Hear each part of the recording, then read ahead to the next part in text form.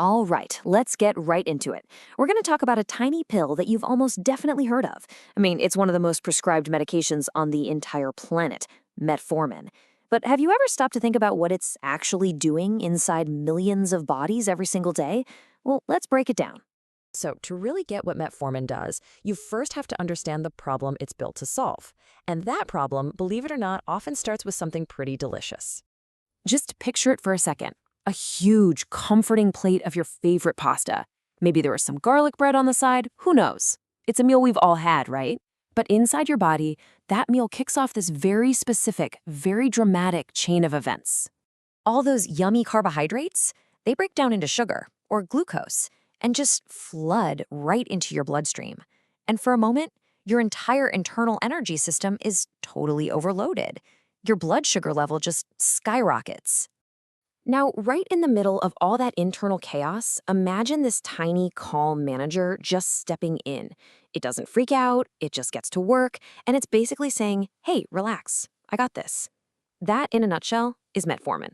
So that's the real question, isn't it? What's the plan? How does this little pill take that blood sugar rocket and guide it in for a safe landing? What's the secret? Okay, probably the best way to wrap your head around how metformin works is to stop thinking of your body as just a bunch of organs and start thinking of it as a busy, sprawling city. So in this city, sugar is the fuel that makes everything run. The houses, those are your cells. Now, in type 2 diabetes, the doors on all these houses get kind of rusty and stuck. They just stop listening to insulin, which is supposed to be the key that unlocks them. So what happens? All that fuel, all that sugar, it gets stuck out on the streets, causing a massive traffic jam right in your bloodstream. And this is where our city manager, metformin, shows up with a brilliant three-point plan. First, it walks over to the liver, which is like the city's backup fuel depot, and it says, hey, stop dumping all this extra unneeded sugar onto the streets. Second, it goes around to all the houses and basically oils those rusty door hinges, making the cells sensitive to insulin again. And third, it puts up a few gentle speed bumps in your digestive system, just to slow down how fast the sugar from your food enters the bloodstream to begin with. And here you can really see the difference it makes. Without the manager, you've got total chaos, a traffic jam, that huge glucose spike. But with metformin on the job, the sugar traffic is managed beautifully. You get this smooth, steady flow, and the fuel gets exactly where it needs to go. So, it's an amazing traffic manager for blood sugar. We've got that down. But the story doesn't stop there. Turns out this quiet little manager has a few other hidden talents that scientists are really just starting to get excited about. I mean, is that its only gig, just managing the city's sugar traffic? Or does this incredibly experienced manager have a few other skills that are making researchers and doctors take a much, much closer look? You know, its influence reaches surprisingly far.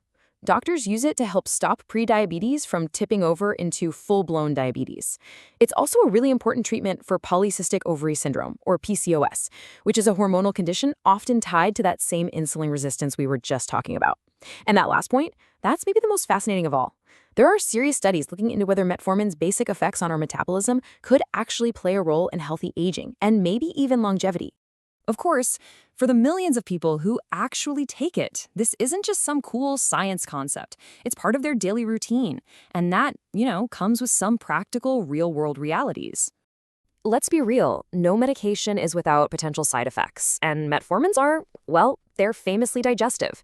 When people first start taking it, their stomach can sometimes protest a bit. You might get some bloating, diarrhea, or nausea. But, and this is a big but, for most people, this is just a temporary adjustment period that goes away, especially if the doses started low and then increase slowly over time. So, as we wrap up our look at one of medicine's most essential tools, let's just bring it all home with one last, simple, powerful way to think about it. In the end, it really is just that, a traffic controller. It's not some flashy, newfangled piece of tech. It doesn't force your body into doing something unnatural. It just helps your own system work the way it's supposed to, more efficiently.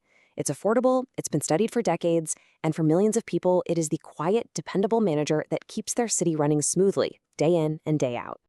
And that kind of leaves us with a final thing to chew on. We've seen how this seemingly simple pill has this really complex, wide-ranging effect on our metabolism. It really makes you wonder, doesn't it? What other common, everyday medications sitting in our medicine cabinets might have their own hidden talents, their own silent mechanisms that we're only just beginning to understand?